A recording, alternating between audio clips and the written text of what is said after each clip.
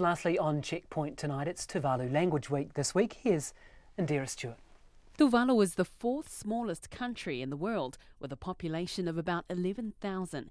There are fears that it will be uninhabitable within decades.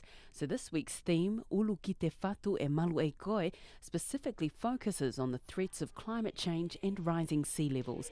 It translates to shelter in the rock for your safety.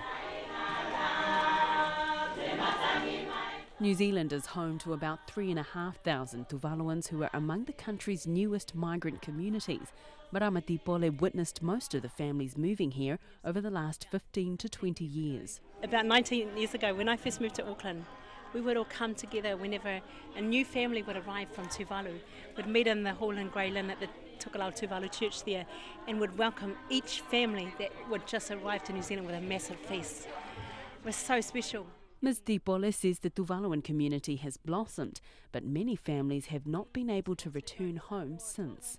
If you want to go to Tuvalu, you know, a return trip is over 2,500. How can you take your whole family back home?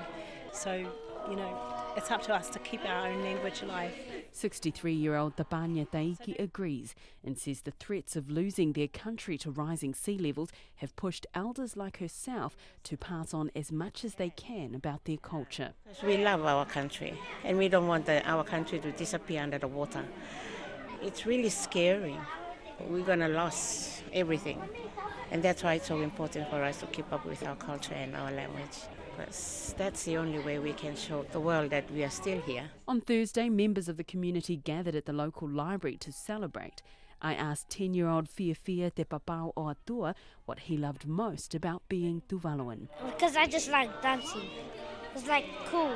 His friend Tapelu agrees. Doing whatele, or when girls stand up to like move and the boys bang and like sing and that. Yeah. And we lead it. We have to lead it. That report from Indira Stewart.